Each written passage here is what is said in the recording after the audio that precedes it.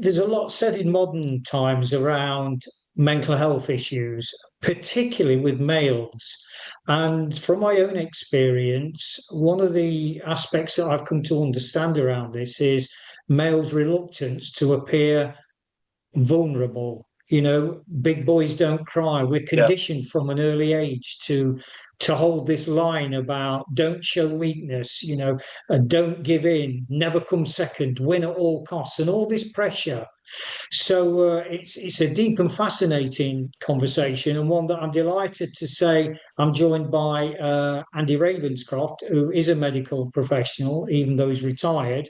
And I'm sure Andy's got some fascinating views on this. So, Andy, a very warm welcome to you. Good morning. Good morning, Paul. So, vulnerability. And I want to speak about that first, Andy, and then, move into the fact that does it actually help us heal? What's your kind of initial reaction to that word vulnerability? I suppose it depends on whether you mean mental or physical vulnerability, Paul. I think you're talking about psychological slash mental vulnerability, aren't you? Well, at this early stage, Andy, I'm not kind of putting it in any particular box. I'm just because I know, words have power, don't they? Words have energy, and there's certain words that, if you've got a room of say 100 people and you say vulnerable, they may automatically lean to, that's not a good word. There's Yeah. that. So I'm looking for that general sort of reaction to, irrespective of what the particular aspect is. What's your thoughts around this word vulnerability? Vulnerability, right. Well, vulnerability with regard to healing, I mean, you could argue that it impedes healing because it might cause anxiety, fear, and an inability to concentrate on the important things in life to do with healing. But on the other hand, you could argue that vulnerability generates a degree of openness and reflection and willing to change and learn from mistakes that might have occurred, which have caused you to become vulnerable. So I think it can go either way. I think perhaps in the initial stages, being vulnerable generates a degree of defensiveness and protectiveness that might not let other people in, might also consume quite a lot of one's energy. But as you get more comfortable with vulnerability and you meet people and see and greet people who are willing to help you out with that, willing to talk to you through about that, then you start to open yourself up and then you start to heal. So I think both vulnerability and healing have got a variable relationship. I mean, that's a great way to frame it, and certainly a very good starting point. I'd like to move that on then, Andy, and say, okay, I want to play a little bit of devil's advocate here. By not being vulnerable, we're basically protecting that fear. And we're putting a ring fence around that fear. So it's having I don't know if people use the word courage. Okay, I mean, let's not get bogged down on whether it's courage or not, but having the intentionality to move beyond it and say, okay, because as we know, the mind can be and is an absolutely wonderful creative mechanism, but it can also be a first-rate bully as well. Yep. And so I think by raising our awareness and having conversations like this, and putting more kind of insights in front of people, they're then more informed to make arguably a better choice for them. And I know better is a very subjective word, but, for me, Andy, one of the things I've learned is, to go back to your kind of, if I can be allowed to use the word polarized kind of insights into, yeah, that's good, or it may be not so good. I just repeat that if we protect by not wanting to be vulnerable, then we're just protecting fear. And then that sort of energy becomes compounded. And then the anxiety, the stress, the lack of confidence, social anxiety, the list go on. They just compound and become more and more ingrained. I mean, it's a little bit like lancing a boil, isn't it?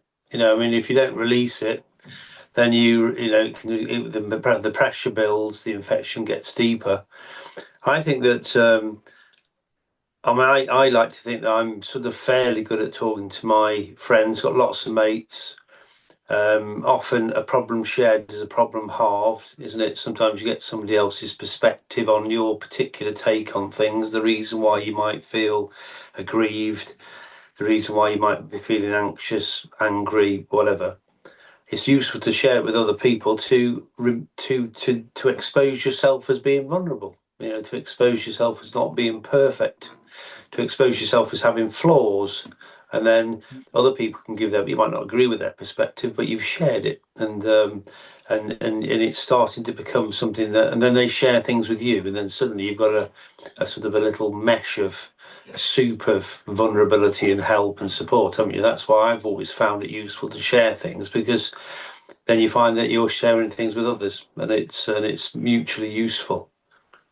Yeah, I totally agree with that.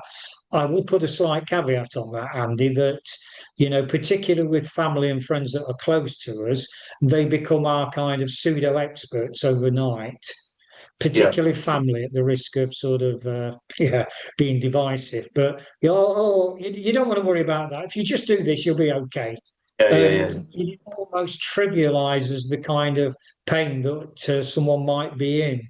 Yeah, yeah, but also you might not agree with their decision, not decision rather, their opinion, and then subsequently some people might actually get irritated by the fact that you've perhaps shared a problem and then don't agree with their opinion. So it can make the situation a little bit worse, because you become more vulnerable because now you've seemingly alienated another person who was originally your friend. Depends on how you feel and how you are in. If you're in a situation of lack of confidence, a period of vulnerability, then you can be susceptible to all sorts of interactional anxieties, can't you? Including Mhm. with the people that you share in your problem with. Yeah, yeah, it's a kind of almost a catch-22. But I think, the main thing, Andy, as I understand it, having done quite a lot of research and had practical experience around being vulnerable, um, it is a one-horse race. I mean, the benefits, fully understand and respect the points you're raising, absolutely. And they're vital building blocks, isn't it, to give us the confidence. Yeah, So yeah, somebody might be listening to this and think, yeah, I can more relate to what Andy's saying. yeah, Those stepping stones to actually then go to the full extent and say, well, do you know what? I'm just going to go out there and I'm going to be vulnerable. But I think the main thing, Andy, is, to quote William Shakespeare, is to thine own self be true. And yeah, be, yeah, even if you have that conversation with somebody in the mirror, yeah, you yeah, know, now people might laugh at that and think, "Oh, he's yeah, crackers." yeah, yeah, But this is as an advocate of the work of Louise Hay, past now, bless her. But she did a lot about this release of energy.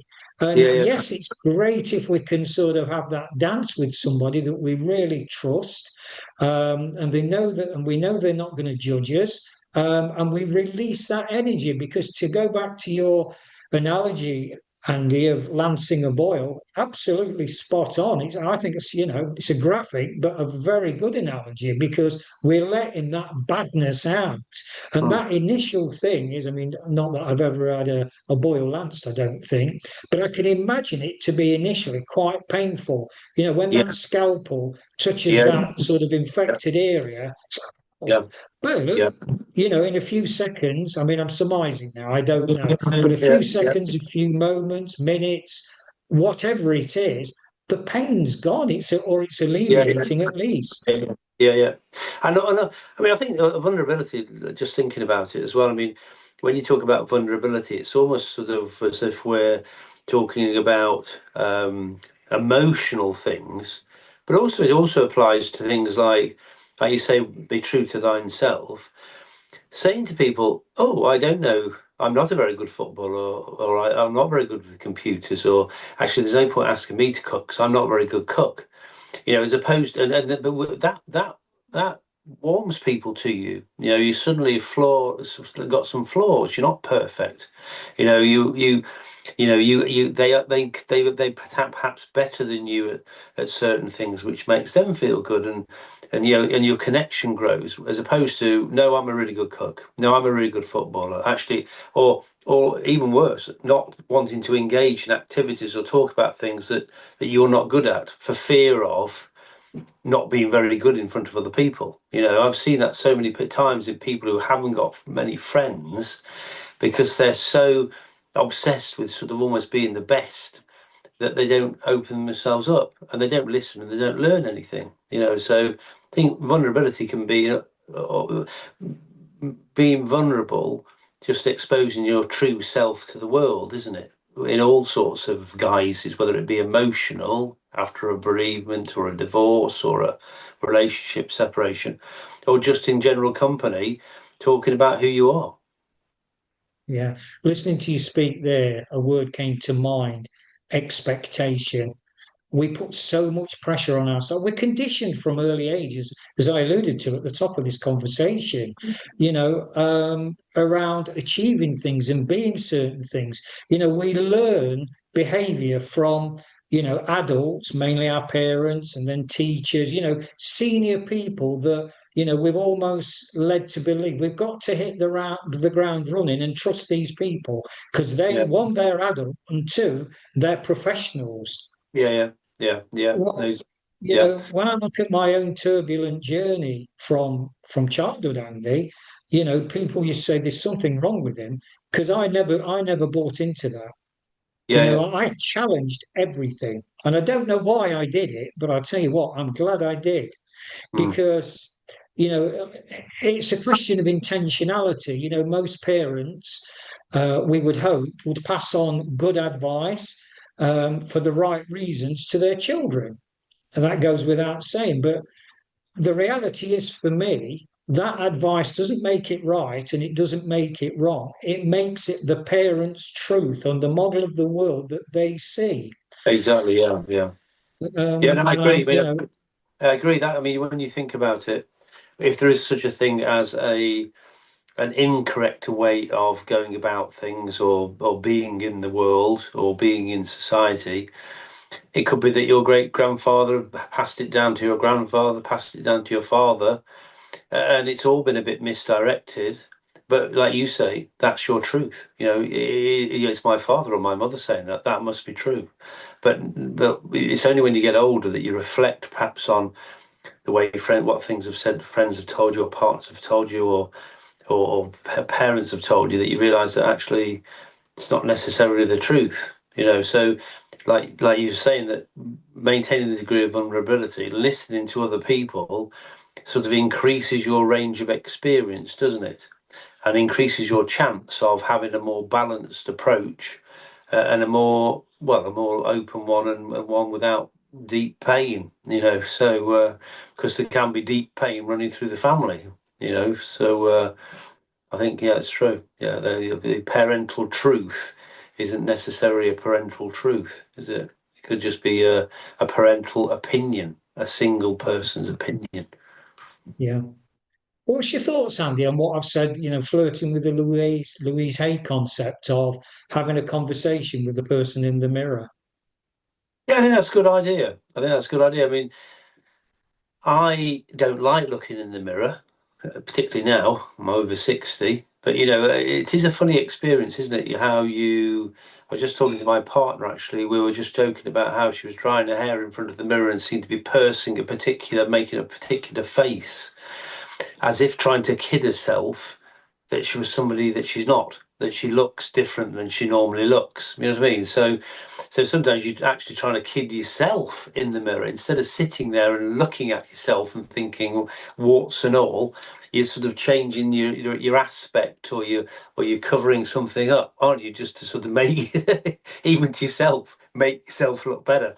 So taking it a step further, to then start talking about um, your emotions, and how. I mean, I've done it. I've done it. I've done it. I mean, in a lesser sense, sometimes it's almost like one of those. Come on, shake yourself out of this. It's that Yeah. sort of thing, isn't it? Sort of like giving yourself a buckle up. Come on, and or perhaps on the golf course or on the football field. Come on, for goodness sake, or however it is. Sort of trying to g yourself up.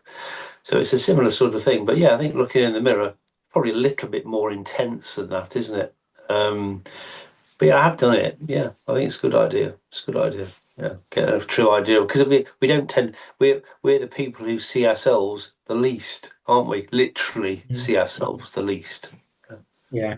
Yeah. And for me, it's all ingrained in the story we tell ourselves. The foundation for that story, that journey was set at childhood with the things we've alluded to, parents and professionals like teachers, doctors, etc., etc. And that creates a story. And it's only a story, isn't it? And, Mm, one of the things that I regularly check in with personally, Andy, and I'm going to do a 1 minute video around it, is become your own authenticator app. mm. So as we check in on our phone, maybe we've got a secure login for our bank account or whatever it is, the 60-second authenticator code that we're going on the app. Well, and you'll know far more about this than, as a medical professional, how the body replenishes regularly, updates. Well, why can't we do it with our mind?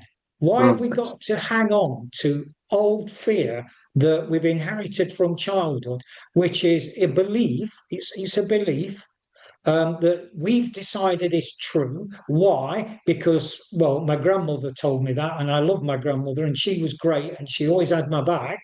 So it's got to be true. And she lived to be 90, so, it was well Yeah, founded. yeah, yeah, yeah, yeah, Well, yeah, no, yeah, no. yeah, yeah. No, I agree. I completely agree. And also sometimes I always remember an example of some friends when I was a kid. And I mean, I was lucky enough to go to university.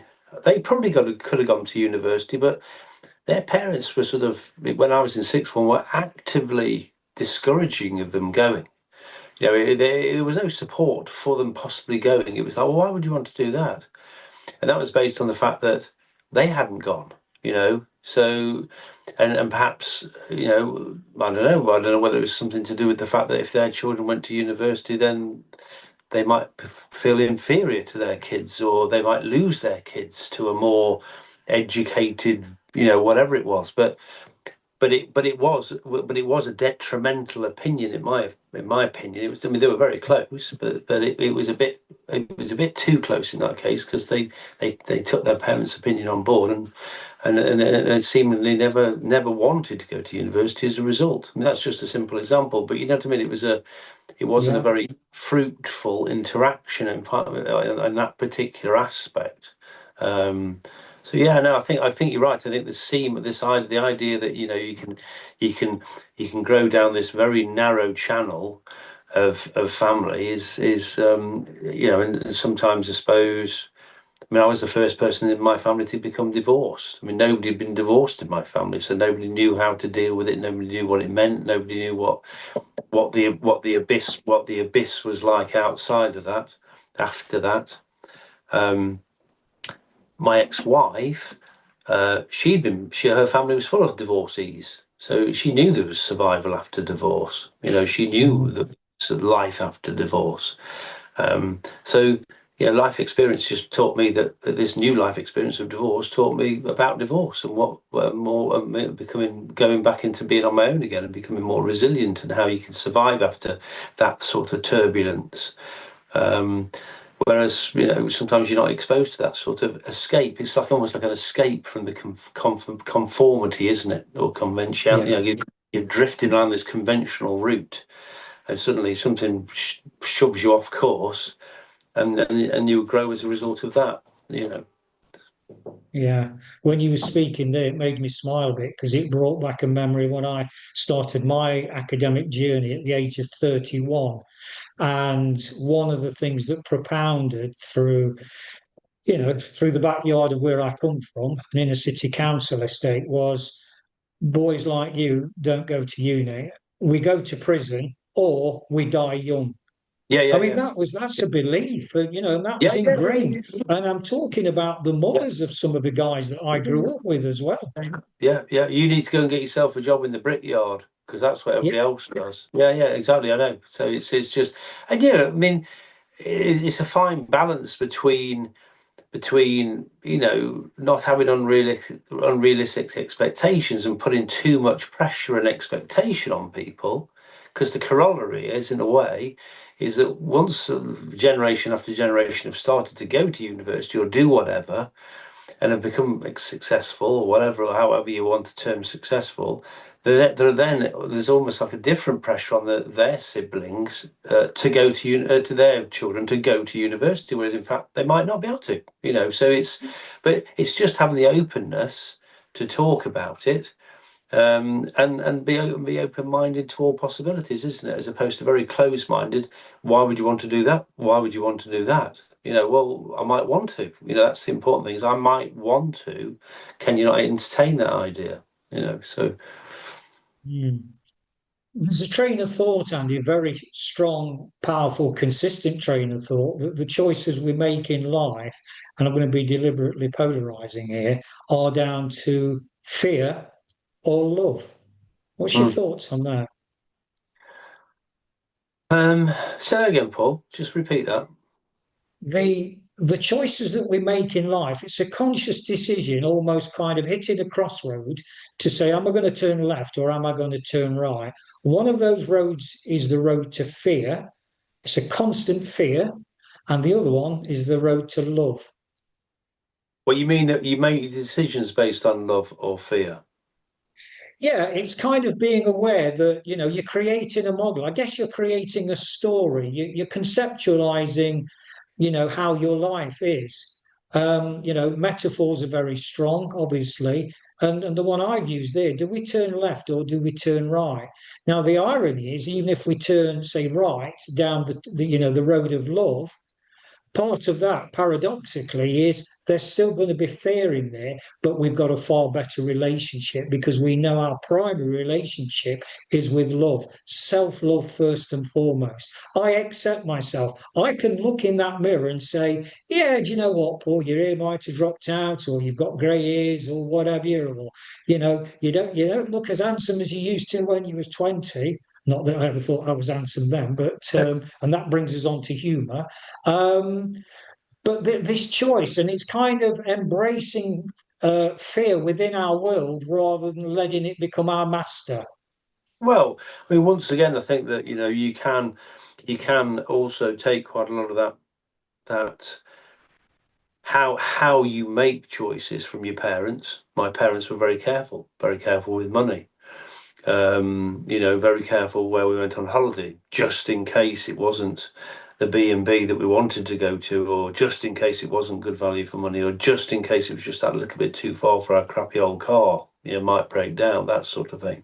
And Mm. therefore, when I listen to other people's experiences of childhood, when the whole family jumped in a crappy old car with a caravan on the back and drove to the south of France, I think, wow, that's quite an adventure. I can't imagine my parents, and I'm not criticizing them, you know um, ever doing that for fear of the of the disaster that might have happened. But actually, that was part of the adventure. It would have been quite funny. We'd have had memories from that. So I think yeah. I mean, I think I made choices based on both love and fear, or caution. Let's say, not fear so much, caution.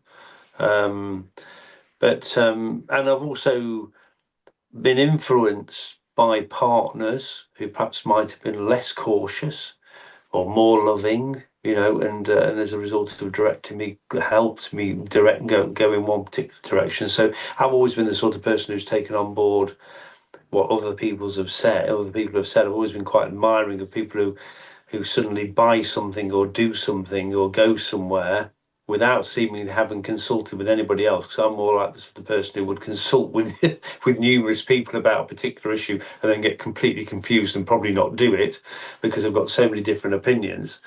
Um, but it's interesting. My father's just died about sort of a month ago, so I did the eulogy at the start of the week, And one of the bits I wrote about was how he was the one who we went to for advice, and he was the one who usually gave very sensible advice. It wasn't necessarily the advice we wanted. For example, he was the one who taught us all to drive, and we all passed first time, to his credit.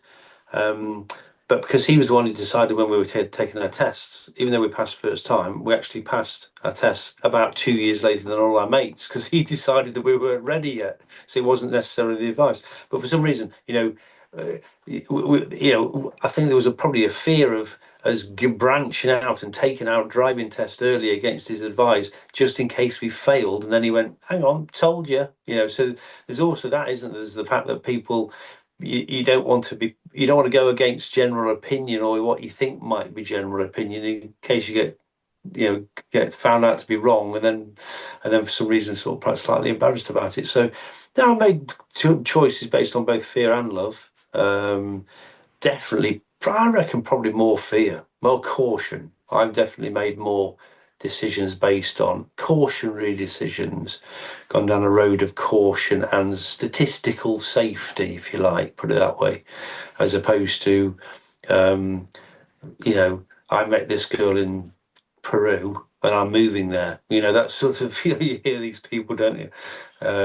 People who sort of move to different countries, the other side of the world, to be with women that they want to be with, which is fantastic. But, statistically, you could argue that, it could be turbulent if things go wrong, but they're taking that risk for love, aren't they? So, yeah, I've Mm, made decisions on both regards, but probably more from the cautionary, fearful side of it. What about you? yeah.